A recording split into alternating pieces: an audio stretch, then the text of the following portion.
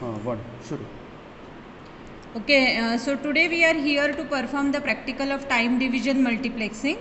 Now you can see in this diagram, I will just explain the theory in brief, that time division multiplexing is a concept in which one channel is shared by the many users by time as a factor.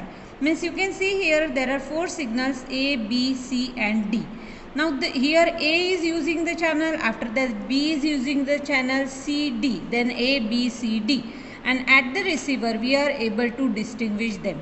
This is the concept of time division multiplexing. Similar is the concept of frequency division multiplexing, but there the changes are done in the frequency instead of time.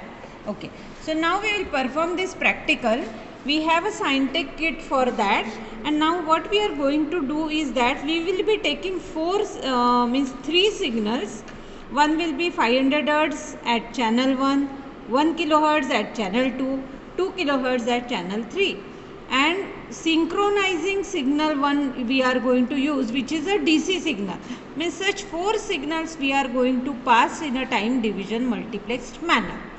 Now we come to the kit, and you can observe this kit.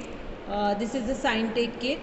There are 4 channels you can see here. This is by blue lines you can see. This is the 7 volt DC signal. So one by one now these 4 signals will be shown to you. So first we will see the DC signal. So DC signal, it will be connected. You can see on the CRO. One by one we will show you. So this is the DC signal. Then I will connect it to the another channel 1 output, which is a sine wave. Just adjust it. Yes, it is another sine wave. We are keeping different voltages so that we can be we will be able to distinguish it. Another sine wave. Their frequencies are different. You can note down.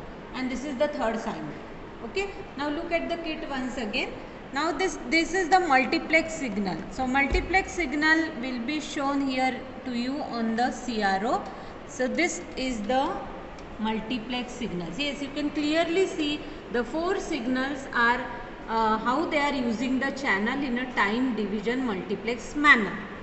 Now this signal will be given to the receiver, and if you observe the block diagram of the receiver, you can see that yes, all the 4 signals we are going to show you in a distinguished manner. So channel 0 for